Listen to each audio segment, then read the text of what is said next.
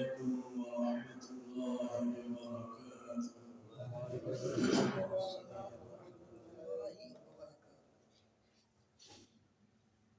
الحمد لله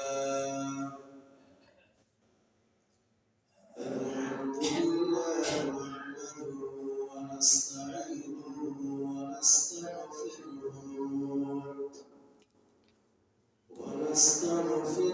ونؤمن به ونتوكل عليه ونعوذ بالله من شرور أنفسنا ومن سيئات أعمالنا من يهده الله فلا مضل له ومن يضلله فلا هادي له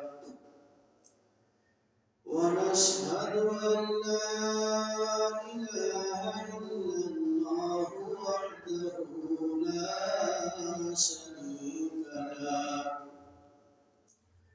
ونشهد أن محمدا عبده ورسوله أما بعد فأعوذ بالله من الشيطان الرجيم بسم الله الرحمن الرحيم يا أيها الذين آمنوا كتب عليكم الصيام كما كتب على الذين من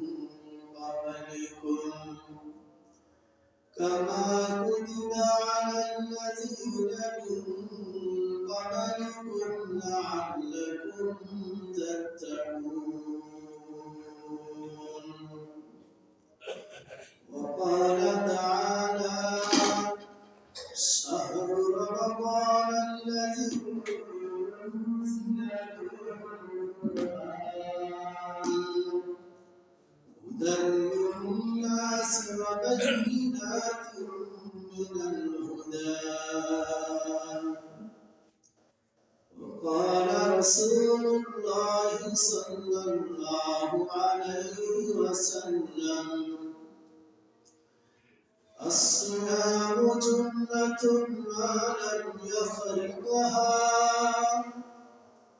وقال رسول الله صلى الله عليه وسلم من صام رمضان إيمانا واحتسابا غفر له ما تقدم من ذنبه أو كما قال عليه الصلاة والسلام درود شريف اللهم صل على محمد وعلى آل محمد كما صليت على إبراهيم وعلى آل إبراهيم إنك حميد مجيد اللهم بارك على محمد وعلى آل محمد كما باركت على إبراهيم وعلى آل إبراهيم إنك حميد مجيد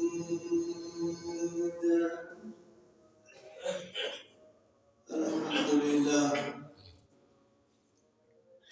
মহান আল্লাহ রাব্বুল আলামিনের দরবারে লাখ কোটি শুকরিয়া যে আল্লাহ তাআলা আমাদেরকে পবিত্র মাহে রমজানের প্রথম জুমায় মসজিদে আসার তৌফিক দান করেছেন সেজন্য দিল থেকে সকলে শুকরিয়া আদায় করি আলহামদুলিল্লাহ। মুহতারাম হাজিরিন, পবিত্র মাহে রমজান শুরু হয়েছে। রহমতের মাস, বরকতের মাস, মাগফিরাতের মাস, নাজাতের মাস আরম্ভ হয়েছে। শরীয়তের প্রত্যেকটা বিধিবিধানের একটা লক্ষ্য আর উদ্দেশ্য আছে। যদি সেই লক্ষ্যে যদি পৌঁছা যায়, উদ্দেশ্য যদি হাসিল করা যায়, তাহলে শরীয়তের সেই বিধান পরিপূর্ণ হয়, পূর্ণতা লাভ করে। আর যদি শরীয়তের যে বিধান, যে উদ্দেশ্যে আল্লাহ তাআলা দিয়েছেন, তার লক্ষ্য আর উদ্দেশ্য যদি পূরণ না হয়, তাহলে শরীয়তের সেই বিধান অসম্পূর্ণ থেকে যায়, সেটা পরিপূর্ণতা লাভ করে না। সেজন্য আল্লাহ তাআলা রোজা আমাদেরকে দিয়েছেন, রোজা আমাদের উপরে ফরজ করেছেন। এটারও একটা লক্ষ্য আর উদ্দেশ্য আছে। কেন আল্লাহ মানুষের উপরে রোজাকে ফরজ করেছেন? কোরআনে কারীমে আল্লাহ তাআলা বলেন, ইয়া আইয়ুহাল্লাযীনা আমানু, হে ঈমানদারগণ, কুতিবা আলাইকুমুস সিয়াম, তোমাদের উপরে রোজাকে ফরজ করা হয়েছে, কামা কুতিবা আলাল্লাযীনা মিন ক্বাবলিকুম, যেমন তোমাদের পূর্ববর্তীদের উপরে রোজাকে ফরজ করা হয়েছে। কেন রোজাকে আল্লাহ ফরজ করলেন? লাআল্লাকুম তাত্তাকুন, যেন তোমরা মুত্তাকি হতে পারো, পরহেজগার হতে পারো, তাকওয়াওয়ালা হতে পারো। এই জন্যই রোজা তোমাদের উপরে ফরজ করা হয়েছে। তাহলে এই আয়াত দ্বারা বোঝা যায় রোজা ফরজ করার লক্ষ্য আর উদ্দেশ্য হইল তাকওয়া অর্জন করা। রোজার মাধ্যমে তাকওয়া অর্জন করবে। যদি রোজা রাখি তাকওয়া অর্জন হয়, তাহলে বোঝা যাবে আমি আমার রোজাটা পূর্ণতায় পৌঁছাইলাম। আর রোজা রাখি যদি আমি তাকওয়া অর্জন করতে না পারলাম, তাহলে বোঝা যাবে আমি আমার রোজায় পূর্ণতায় পৌঁছাইলাম না। আমি আমার রোজা দ্বারায় রোজার লক্ষ্য আর উদ্দেশ্য আমি অর্জন করতে পারলাম না।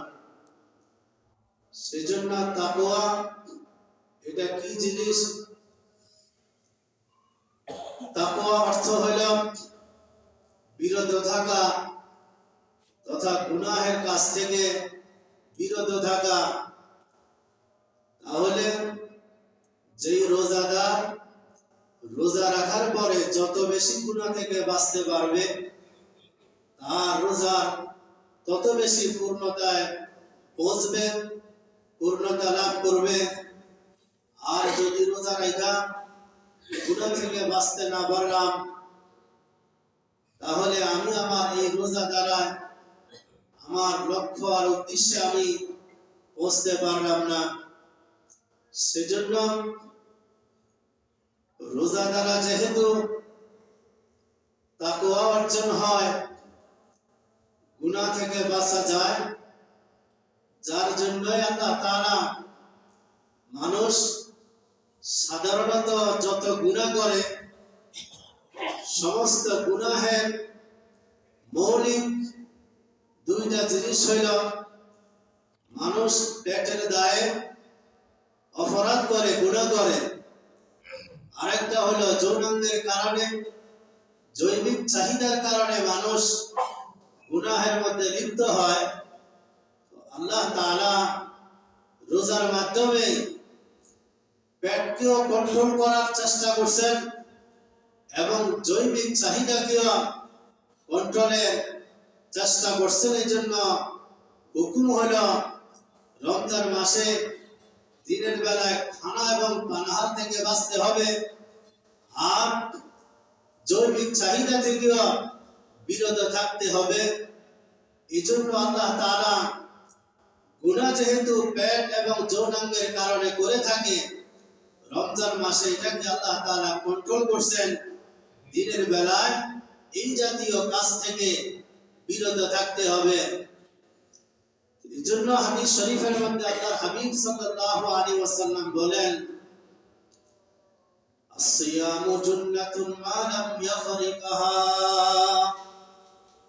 ও কামা ক্বালা আলাইহিস সালাতু ওয়াসসালাম। আল্লাহর হাবিব সাল্লাল্লাহু আলাইহি ওয়াসাল্লাম বলেন, রোজা এটা একটা ঢালের মতো। ঢাল দিয়ে যেমন মানুষ নিজেকে আত্মরক্ষা করে, দুশমনের আক্রমণ থেকে, শত্রুর হামলা থেকে নিজেকে রক্ষা করার জন্য ঢাল ব্যবহার করে, আল্লাহর হাবিব সাল্লাল্লাহু আলাইহি ওয়াসাল্লাম বলেন, উম্মত, রোজা এমন একটা বিধান, এই বিধান হলো গুনাহ থেকে বাঁচার একটা ঢাল। এই ঢাল দিয়া রোজার মাধ্যমে তুমি তোমাকে গুনাহ থেকে বিরত রাখতে পারবা। তবে সব রোজাদারাই গুনাহ থেকে বিরত থাকা যায় না। সব রোজা মানুষকে, রোজাদারকে গুনাহ থেকে বাঁচাইতে পারে না। রাসূল আকরাম সাল্লাল্লাহু আলাইহি ওয়াসাল্লাম বলেন, রোজাদার কতক্ষণ গুনাহ থেকে মানুষ বাঁচতে পারবে? মা লাম ইয়াখরিকাহা, যতক্ষণ না পর্যন্ত রোজা এটা ছিঁড়ে না যাবে, ফেটে না যাবে, ততক্ষণ পর্যন্ত রোজা দ্বারায় মানুষ গুনাহ থেকে বাঁচতে পারবে, তাকওয়া অর্জন করতে পারবে রোজার মাধ্যমে। সাহাবারা জিজ্ঞেস করলেন, ইয়া রাসূলুল্লাহ, রোজা আবার ফেটে যায় কিভাবে, ছিঁড়ে যায় কিভাবে? এটা তো আমাদের বুঝে আসলো না। রাসূলুল্লাহ সাল্লাল্লাহু আলাইহি ওয়াসাল্লাম সাহাবায়ে কেরামকে বললেন, আমার সাহাবারা, দুইটা জিনিসের মাধ্যমে রোজা নামক ঢালটি ছিদ্র হয়ে যায়, ছিঁড়ে যায়, ফেটে যায়। এক হলো গীবত, মানুষের সমালোচনা, আরেক হলো মিথ্যা কথা। মিথ্যা কথা এবং গীবত, এই দুইটা গুনাহ দ্বারা রোজা নামক ঢাল নষ্ট হয়ে যায়। ঢাল যদি শত্রু থেকে বাঁচার জন্য ঢাল যদি আপনার নষ্ট ঢাল হয়, সিরা ফাটা যদি ঢাল যদি হয়, তাহলে সেই ঢাল দ্বারা যেমন শত্রুর আক্রমণ থেকে বাঁচা যায় না, তদ্রূপ রোজা অবস্থায় যদি আমি গীবতে লিপ্ত হই এবং মিথ্যা কথায় যদি আমি লিপ্ত হয়ে মিথ্যা কথা বলি, তাহলে এই রোজা দ্বারা আমার যে লক্ষ্য আর উদ্দেশ্য সেটা কখনো হাসিল হবে না। সেজন্য রোজা শুধুমাত্র বান্দাকে কষ্ট দেওয়ার জন্যই আল্লাহ তাআলা রোজাকে ফরজ করেন নাই। লক্ষ্য আর উদ্দেশ্য নিয়ে আল্লাহ তাআলা রোজাকে ফরজ করেছেন।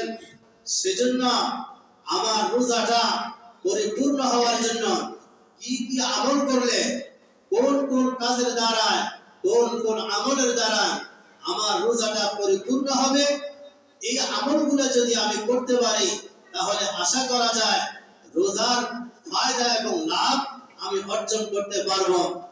আর যদি শুধুমাত্র আপনার খাওয়া দাওয়া বন্ধ করলাম, কিন্তু রোজার লক্ষ্য আর উদ্দেশ্য অর্জন করার চেষ্টা করলাম না, আল্লাহর হাবিব সাল্লাল্লাহু আলাইহি ওয়াসাল্লাম এক হাদিসের মধ্যে বলেন যে ওই রোজাদারের রোজার কোনো আমি পরোয়া করি না, যে রোজাদার রোজা রাখিও সে তার গুনাহ থেকে সে বাঁচতে পারলো না, সে শুধুমাত্র খাওয়া দাওয়া থেকে বিরত রইল, এছাড়া ক্ষুধার কষ্ট ছাড়া আর কোনো লাভ তার হবে না, যদি সে রোজার লক্ষ্য আর উদ্দেশ্য সে হাসিল করতে না পারে।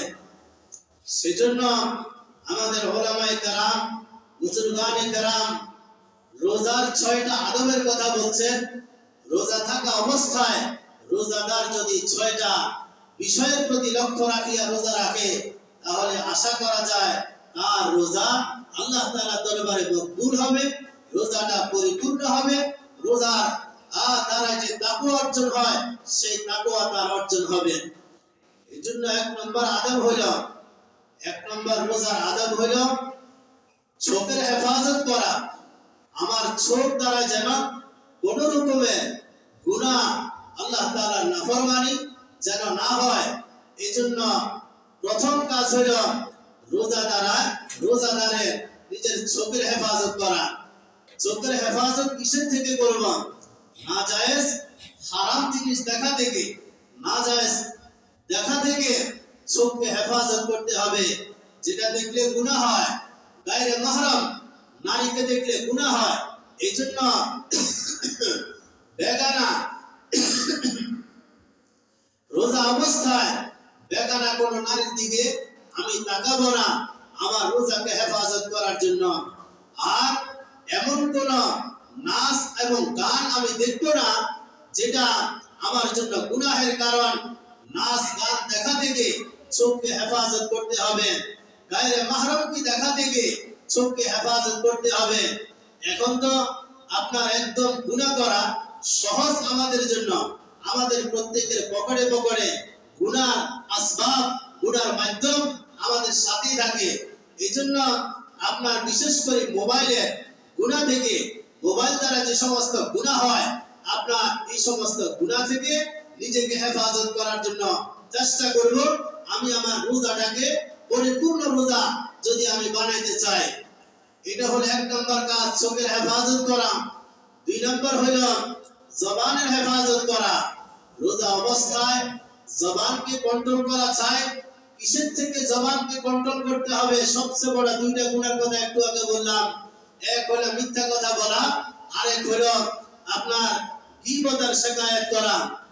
এমন জায়গাতে বসবো না যেই জায়গাতে বসলে গীবত হয়, এমন কথা বলবো না যেই কথা বললে মিথ্যা কথা হয়। আমি যদি মিথ্যা কথা বলি এবং গীবতের শিকায়ত করি, তাহলে আমার রোজার ফলাফল থেকে আমি বঞ্চিত হয়ে যাব।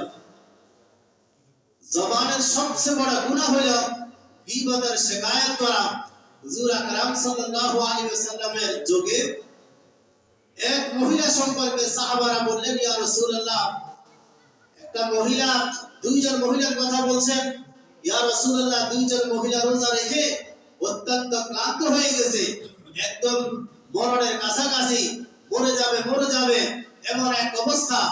হুজুর সাল্লাল্লাহু আলাইহি ওয়াসাল্লামকে সাহাবারা জিজ্ঞেস করলেন, ইয়া রাসূলুল্লাহ, এখন কি করা, তাদের বিধান কি? রোজা রাখা তো মারাই যাবে, এখন কি করা যায়? হুজুর সাল্লাল্লাহু আলাইহি ওয়াসাল্লাম সাহাবাদেরকে বললেন, একটা কাজ করো, ওই 2 মহিলার কাছে 2টা পেয়ালা নিয়ে যাও, আর ওদেরকে বলো ওই পেয়ালার মধ্যে বমি করার জন্য। হুজুর সাল্লাল্লাহু আলাইহি ওয়াসাল্লামের কথা মতো সাহাবারা 2 জনের কাছে 2টা পেয়ালা নিয়ে গেলেন, আর তারা সেখানে বমি করলেন। বমি করার পরে দেখা গেল আপনার সেখানে কিছু তাজা রক্ত দেখা গেল এবং গোশতের কিছু টুকরাও সেখানে দেখা গেল। হুজুর সাল্লাল্লাহু আলাইহি ওয়াসাল্লামকে বিষয়টা জানানো হলো। জানানোর পরে হুজুর সাল্লাল্লাহু আলাইহি ওয়াসাল্লাম সাহাবাদেরকে বললেন, আমার সাহাবারা শুনো, এরা এরকম ক্লান্ত কেন হয়ে পড়ছে, এরকম মরণের কাছাকাছি কেন হলো? এর কারণ হলো এই 2 মহিলা একসাথে বসা দুজনে গীবতের শিকায়তের মধ্যে লিপ্ত ছিল। আরেকজনের গীবতের শিকায়তে লিপ্ত ছিল, এইজন্য তাদের এই কষ্টটা হচ্ছে। আর এতে আল্লাহ তাআলা কোরআনের একটা আয়াত আপনার এটা প্রমাণ করলেন, ইয়া আইয়ুহাল্লাযীনা আমানু লা ইয়াগতাব বাযুকুম বাযা আইয়ুহিব্বু আহাদুকুম আন ইয়াকুলা লাহমা আখিহি মাইতান ফাকারিহতুমু ওয়াত্তাকুল্লাহ। আল্লাহ তাআলা কোরআনে কারীমে বলেন, হে ঈমানদারেরা, একে অপরের পিছনে গীবতের শিকায়ত পরনিন্দা করিও না। তোমাদের মধ্যে এমন কেউ কি পছন্দ করো তোমরা তোমাদের মৃত ভাইয়ের গোশত খাওয়া? ফাকারিহতুমুহু, তোমরা এটাকে সকলেই অপছন্দ করো। মানুষ মরে যাওয়ার পরে বড় ভাইয়ের গোশত খাওয়া এটা যেমন অপছন্দের বিষয়, তদ্রূপ গীবত আর শিকায়ত করা এটাও অপছন্দের বিষয়। একটাকে অপছন্দ করো, আরেকটাকে কেন অপছন্দ করো না? গীবত করার অর্থ হলো মরা মানুষের গোশত খাওয়া। এই হাদিস দ্বারায় আল্লাহ তাআলার কালামের সত্যতা প্রমাণ মিলে হুজুর সাল্লাল্লাহু আলাইহি ওয়াসাল্লাম সাহাবাদেরকে বললেন, ওদেরকে গিয়ে বলো গীবত আর শিকায়ত যেন আর যেন রোজা রাখি যেন না করে। তো এই জন্য জবানকে হেফাজত করা চাই রোজা রাখা অবস্থায়। 3 নাম্বার হলো আমার কান হেফাজত করা চাই। কান দ্বারা নাচ গান আমি শুনবো না। কেউ না শুনলেও একাএকি আওয়াজ করি হোক বা আওয়াজ ছাড়া হোক, হেডফোন লাগাই হোক, হেডফোন ছাড়া হোক, কোন অবস্থাতেই রোজা রাখা আমি যেন নাচ গান যেন না শুনি। আমার কানকে হেফাজত করতে হবে। চোখের হেফাজত, কানের হেফাজত, জবানের হেফাজত। 4 নাম্বার হলো শরীরের অন্যান্য অঙ্গ প্রত্যঙ্গ যা আছে, আমার হাত, আমার পা, হাত দিয়া আমি কাউকে কষ্ট দিব না। অন্যায় ভাবে কোন মানুষের গায়ে হাত দিব না। রোজা রাখা অবস্থায় কোন মানুষ যদি আমাকে গালি দেয়, আমাকে তুচ্ছতা ছিন্ন করে, তাহলে আমি তাকে গালি দিব না। বলবো এতটুকু হাদিসে আসছে, কেউ যদি কোন রোজাদারকে গালি দেয়, তখন রোজাদারের করণীয় কি? এতটুকু বলবে, আমি তো রোজাদার, আমি তো রোজাদার, এই জন্য তোমাকে আমি গালির জবাব গালি দিয়ে দিতে পারবো না, কারণ আমি তো রোজা রয়েছি। এই জন্য শরীরের সব অঙ্গ প্রত্যঙ্গ এটাকে হেফাজত করতে হবে, যেন গুনাহ যেন না হয়। আমার পা হেফাজত করতে হবে, এমন জায়গাতে যেন পা ব্যবহার না হয় যেখানে গেলে গুনাহ হয়। এরকম গুনাহের কাজে আমি যাব না। এই জন্য সব অঙ্গ প্রত্যঙ্গ হেফাজত করা। 4 নাম্বার 5 নাম্বার হলো আপনার রমজান মাসে এত বেশি খাওয়া দাওয়া না করা, যেই খাওয়া দাওয়ার কারণে মানুষ অলস হয়ে যায়, ইবাদত করতে শরীর জিমায়, ইবাদত করতে মনে চায় না। এত বেশি আহার, ইফতারের সময় হোক, আপনার সাহারির সময় হোক, এমন খানা না খাওয়া চায় যার দ্বারা ইবাদতে অলসতা আসে।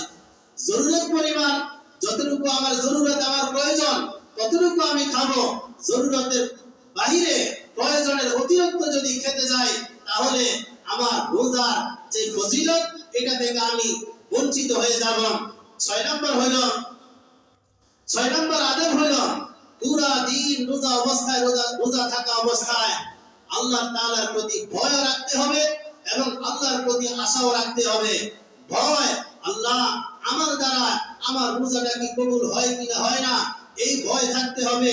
আমার দ্বারা এমন কাজ যেন না হয় যেই কাজের দ্বারা আল্লাহ তাআলার কাছে রোজা কবুল হয় না, এমন কাজ যেন না হয়, এই ভয় আমার মধ্যে থাকতে হবে এবং আশাও থাকতে হবে। আল্লাহ তাআলা এই রোজা দ্বারা আমার বিশাল সওয়াব আল্লাহ তাআলা দিবেন। হাদিস শরীফের মধ্যে আল্লাহর হাবিব সাল্লাল্লাহু আলাইহি ওয়াসাল্লাম বলেন, মান সামা রমাযান ঈমানান ওয়া ইহতিসাবান গুফিরা লাহু মা তাকাদ্দামা মিন যামবিহি। ঈমান এবং সওয়াবের আশায় যদি কেউ রোজা রাখে, আল্লাহ তাআলা জিন্দেগীর সমস্ত গুনাহ থেকে তাকে maaf করে দিবেন। তাহলে রোজার মাধ্যমে আমার গুনাহ maaf হবে, এই আশা নিয়ে আমি রোজা রাখবো। এই জন্য আশা এবং ভয়, এই দুইটা দ্বারাই মানুষ দুনিয়ার কাজও করে। মানুষ যতজন দুনিয়ার যত কাজ করে, সবাই কিন্তু একটা আশা নিয়ে করে, আবার একটা ভয় নিয়েও করে। দুনিয়ার ক্ষেত্রে যদি আশা আর ভয় নিয়ে একটা মানুষ চাকরি করে, কেন ও চাকরি করে? ভয় আছে। চাকরি যদি না করি, ছেলে মেয়েকে কিভাবে খাওয়াবো, বিবি বাচ্চা কিভাবে চালাবো, সংসার কিভাবে পরিচালনা করব, এই ভয়ে চাকরি করতে যায়। আমার আশাও আছে, আমি যদি চাকরি করি টাকা পাবো, এই টাকার মাধ্যমে আমার সংসারটা সুন্দর করে চলবে, ছেলে মেয়েদেরকে সুন্দর করে চালাতে পারবো। এই আশা নিয়ে মানুষ কি করে? চাকরি বাকরি করে। তদ্রূপ আল্লাহ তাআলার পক্ষ থেকে আমরা যদি রোজার ফজিলত অর্জন করতে হয়, তাহলে এই আশা থাকতে হবে আল্লাহ তাআলা আমার রোজা দ্বারাই সমস্ত ফজিলত আল্লাহ তাআলা আমাকে দিবেন। এবং এই ভয় থাকতে হবে আল্লাহ আমার দ্বারা যেন রোজা নষ্ট হয়, এমন কাজ যেন আমার দ্বারা না হয়। এই আশা এবং ভয় নিয়ে আমার এই রমজান মাস কাটাইতে হবে। এই হলো 6টা আদব রমজান মাসে। চোখের হেফাজত করা, জবানের হেফাজত করা, কানের হেফাজত করা, অঙ্গ প্রত্যঙ্গের হেফাজত করা, অতি মাত্রায় খাওয়া দাওয়া না খাওয়া, আশা এবং ভয় নিয়ে পুরা রমজান মাসটা আমি কাটাবো। এই হলো রমজানের 6টা আদব। এটা যদি হয় আশা করা যায় আমার রোজাটা আল্লাহ তাআলার দরবারে কি হবে? কবুল হবে। এই তো হলো আপনার রোজাকে হেফাজত করার জন্য এই আমলগুলি আমাকে করতে হবে। এছাড়াও রমজান মাস যেহেতু একটা ইবাদতের মাস, এইজন্য ইবাদতের মধ্যেও আমাকে সময়টা কাটাইতে হবে। ইবাদতের মধ্যে একটা ইবাদত তো হলো রোজা। রমজান মাসে দিনের বেলায় আমি রোজা রাখবো, এটা হলো আমার রমজান মাসে দিনের বেলায় 1 নম্বর ইবাদত। দিনে আমাকে রোজা রাখবো। 2 নম্বর রমজান মাসে দিনের বেলায় বিশেষ করে ইবাদত হলো কোরআন তেলাওয়াতের ইবাদত। কোরআন তেলাওয়াত রমজান মাসের সাথে, রমজানের সাথে কোরআনের একটা বিশেষ সম্পর্ক আছে। এইজন্য যারা কোরআন তেলাওয়াত করতে পারে, কোরআন শরীফ পড়তে জানে, পাক্কা নিয়ত এবং ইরাদা করে যে আমি এই রমজান মাসে একদম যদি নাও পারি অন্তত পক্ষে 1 খতম কোরআন শরীফ করব ইনশাআল্লাহ। পারবো না ইনশাআল্লাহ? যারা কোরআন শরীফ পড়তে জানে আমরা অন্তত পক্ষে 1 খতম কোরআন শরীফ আমরা পড়ার চেষ্টা করব। আমাদের আকাবিরগণ, আমাদের বুজুর্গরা আপনার তাদের জীবনে পড়লে হয়রান হতে হয়, আশ্চর্য হতে হয়। দুনিয়ার সব কাজ আঞ্জাম দেওয়ার পরে আবার কি পরিমাণ কোরআন তেলাওয়াত করতেন। শাইখুল হাদিস আল্লামা জাকারিয়া রাহমাতুল্লাহি আলাইহি পুরা রমজান মাসে 61 বার কোরআন শরীফ খতম করতেন। এবার দুনিয়ার সংসারও আছে, তালিম লেখাপড়ার কাজও আছে, সব কিছু কাজ করার পরেও আপনার কিভাবে 61 বার কোরআন শরীফ খতম করতেন। দিনের বেলা 1 বার খতম করতেন, রাতের বেলা 1 বার খতম করতেন, আবার তারাবির ভিতরে আপনার আবার আরেক খতম করতেন। এইভাবে 61 বার কোরআন শরীফ খতম করতেন। ইমাম আযম আবু হানিফা রাহমাতুল্লাহ আলাইহির জীবনীতে আছে রমজান মাসে 60 বার কোরআন শরীফ খতম করতেন। আমরা তো এগুলা একটা কল্পনার মতো হয়ে গেছে আমাদের জন্য। আমরা আমাদের চিন্তা হলে এত কোরআন শরীফ যদি পড়ি তো আমাদের বাকি কাজ কেমনে চলবে, সংসার কিভাবে চলবে, দুনিয়া কিভাবে চলবে। আরে ওনারাও তো সংসার করছে। ওই যুগের মধ্যে ইমাম আবু হানিফা রাহমাতুল্লাহ আলাইহি সবচেয়ে বড় ব্যবসায়ী ছিলেন, বিশিষ্ট ব্যবসায়ী ছিলেন। ইমাম আবু হানিফা রাহমাতুল্লাহ আলাইহির উপরে এরকম বড় ব্যবসায়ী ছিল না ওই যুগ। কিন্তু এত বড় ব্যবসায়ী হওয়ার পরেও আবু হানিফা রাহমাতুল্লাহি আলাইহি 60 বার আপনার রমজান মাসে কি করতেন? কোরআন শরীফ খতম করতেন। এইজন্য নিয়ত করে আমরা অতটুকু না পারলেও অন্তত পক্ষে যারা কোরআন শরীফ পড়তে একদম কম জানে তারাও অন্তত পক্ষে 1 খতম কোরআন শরীফ খতম করার চেষ্টা করব। আর যারা একটু ভালো খতম করতে পারে 10 দিনে অন্তত পক্ষে 1 খতম করে এই 30 দিনে আপনার 3 খতম কোরআন শরীফ পড়ার জন্য আমরা চেষ্টা করব। এই হলো রমজান মাসের বিশেষ আমল রোজা এবং তেলাওয়াত। তারপরে রাতের বেলায় রমজান মাসের আরো 2টি বিশেষ আমল হইল আপনার খতমে তারাবি পড়া, তারাবি নামাজ পড়া। এটা রমজান মাসের বিশেষ আমল।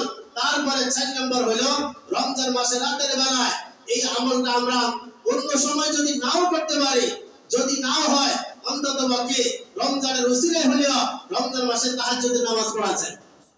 যারা তাহাজ্জুদের নামাজ রমজানে সাহরি খাওয়ার জন্য আমরা ভোর রাত্রে তো ইচ্ছে অনিচ্ছে সকালে উঠি, সবাই যেহেতু ভোর রাত্রে তাহাজ্জুদ আপনার সাহরি খাওয়ার জন্য উঠি, সাহরিটা খাই সাথে সাথে আপনার শুয়ে গেলাম এমন যেন না হয়। অন্তত পক্ষে সাহরি খাই কমপক্ষে 4 রাকাত নামাজ, 4 রাকাত নামাজ 2 রাকাত করি তাহাজ্জুদের নিয়তে। আমি তাহাজ্জুদের নামাজ পড়তেছি 2 রাকাত, এভাবে নিয়ত করি কমপক্ষে 4 রাকাত নামাজ তাহাজ্জুদের নামাজ পড়ার জন্য চেষ্টা করব। করব তো ইনশাআল্লাহ সকলে? তাহাজ্জুদের নামাজ রমজান মাসে এটা পাক্কা নিয়ত করে রমজান মাসে যেন আমার তাহাজ্জুদের নামাজ যেন না ছুটে। রাতের বেলায় ইবাদত হলো আপনার তারাবি নামাজ পড়া, তাহাজ্জুদের নামাজ শেষ রাতে তাহাজ্জুদের নামাজের পাবন্দি করা। এছাড়াও রমজান মাসে আরো 4টা আমলের কথা হুজুর সাল্লাল্লাহু আলাইহি ওয়াসাল্লাম হাদিসের মধ্যে বলেন। রাসূল আকরাম সাল্লাল্লাহু আলাইহি ওয়াসাল্লাম বলেন ইস্তাকসিরু ফীহি মিন 4 খিসালিন। রমজান মাসে তোমরা 4টা কাজ বেশি বেশি করো। 4টা কাজের মধ্যে 2টা কাজ এর দ্বারায় তুরদাউনা বিহিমা রাব্বাকুম, 2টা আমলের দ্বারায় তোমাদের রব সন্তুষ্ট হবে, আল্লাহ তাআলা খুশি হবেন। আর 2টা কাজ এমন আছে যেই 2টা কাজ তোমরা না করে কোনো উপায় নাই, অবশ্যই তোমাদেরকে এই 2টা কাজ কি করতে হবে? করতে হবে। তো যে 2টা কাজ আমাদেরকে বেশি বেশি করতে হবে, যেটা করলে আল্লাহ তাআলা সন্তুষ্ট হবে। আল্লাহর হাবিব সাল্লাল্লাহু আলাইহি ওয়াসাল্লাম বলেন ফাশাহাদাতু আল্লা ইলাহা ইল্লাল্লাহ, তোমরা কালিমা বেশি বেশি পাঠ করো, লা ইলাহা ইল্লাল্লাহ এটা বেশি বেশি করে পড়তে হবে। 2 নম্বর হলো ওয়াতাস্তাগফিরুল্লাহ, আল্লাহর কাছে ক্ষমা চাইবা, ইস্তিগফার বেশি বেশি পড়া, কালিমা বেশি বেশি পড়া। রমজান মাসে কোরআন তেলাওয়াত যদি কেউ না করতে পারে, না জানি কোরআন তেলাওয়াত, অন্তত পক্ষে এই আমল বলে ইস্তিগফারের আমল, কালিমা তাইয়্যিবার আমল, এটা বেশি বেশি আমরা করব ইনশাআল্লাহ। তারপরে 2টা আমল হইল এমন আমল যেটা না করি আমাদের কোনো উপায় নাই। একটা আমল হইল আল্লাহর কাছে জান্নাতের জন্য দোয়া করা, আল্লাহ আমরা আপনার কাছে জান্নাত চাই, আল্লাহুম্মা ইন্না নাসআলুকাল জান্নাহ, আল্লাহ আমরা আপনার কাছে জান্নাত চাই। 2 নম্বর হইল জাহান্নাম থেকে পানা চাওয়া, ওয়া নাউযু বিকা মিনান নার, আয় আল্লাহ আপনার কাছে আমরা জাহান্নাম থেকে কি চাই? পানা চাই। এই হলো রমজান মাসের পুরা রমজান মাস। এভাবে আমরা আমাদের সময়টাকে কাটানোর জন্য চেষ্টা করব। এরপরে 2-1টা মাসালা শুনি। 1 নম্বর মাসালা হলো রমজান মাসে দিনের বেলায় কারো যদি বমি হয়, বমি হলে আমরা অনেকে মনে করি যে আমার তো বমি হয়েছে, আমার রোজা নষ্ট হয়ে গেছে। এই জন্য পরবর্তীতে বমি করার পরে রোজা ভাঙি গেছে মনে করি, এরপর আবার খাওয়া দাওয়া শুরু করে। আসল বিষয়টা হলো রমজান মাসের দিনের বেলায় এটা বমি যদি হয়, এতে রোজা ভাঙবে না, রোজা নষ্ট হবে না। তবে আমি যদি পরবর্তীতে ইচ্ছা করে খাইছি আবার ভাঙে গেছে মনে করি, তাহলে এর দ্বারায় আমার রোজাটা কি যাবে? ভাঙি যাবে। এই একটা মাসালা মনে রাখবো। 2 নম্বর মাসালা হলো রমজান মাসে কারো যদি স্বপ্ন দোষ হয় দিনের বেলায়, অনেকেই আমরা মনে করি রমজান মাসে আমার স্বপ্ন দোষ হইলো, সাহারি খেয়ে ঘুমাইলাম, ঘুম থেকে উঠে দেখলাম আমার স্বপ্ন দোষ হয়েছে, তো এতে মনে করে যে রোজাটা ভাঙে গেছে। না, রমজান মাসে দিনের বেলায় স্বপ্ন দোষ হইলে এতে আমার রোজা ভাঙবে না, রোজার কোনো অসুবিধা হবে না। 3 নম্বর হলো রমজান মাসে ব্রাশ করার বিষয়। অনেক সময় দেখা যায় 8টা বাজে 9টা বাজে ঘুম থেকে উঠছে ভদ্রলোক, ব্রাশ নিয়ে যেভাবে বাইরে হইতেছে, মাশাআল্লাহ। রমজান মাসে এই মাসালা মনে রাখবো, টুথপেস্ট ব্যবহার করা রমজান মাসে এটা মাকরুহ। তবে টুথপেস্ট যদি আপনার গলার ভিতরে চলে যায় তাহলে রোজা ভেঙে যাবে। এই জন্য রমজান মাসের দিনের বেলায় ব্রাশ করা নিষেধ, ছাই দিয়া দাঁত মাজা এটা নিষেধ, এভাবে খেয়াল রাখবো এটা। তারপরে তবে মেসওয়াক আমরা নিয়মিত করতে পারি দিনের বেলায়। মেসওয়াক যদি করি এতে আমার রোজার কোনো অসুবিধা হবে না, রোজা নষ্ট হবে না। 3-4 নম্বর হলো যারা ডায়াবেটিসের রোগী, যারা ইনসুলিন ব্যবহার করি আমরা, রমজান মাসের দিনের বেলায় ডায়াবেটিসের রোগীরা ইনসুলিন ব্যবহার করতে পারবে, এতে কোনো অসুবিধা নাই, রোজার কোনো অসুবিধা হবে না। 5 নম্বর রমজান মাসের দিনের বেলায় আপনার যদি কোনো ডাক্তারে পরীক্ষা নিরীক্ষা দিছে, আপনার রক্ত ব্লাড নিতে হবে। রমজান মাসে শরীর থেকে যদি ব্লাড কালেকশন করে তাহলে এতে আমার রোজার কোনো অসুবিধা হবে না।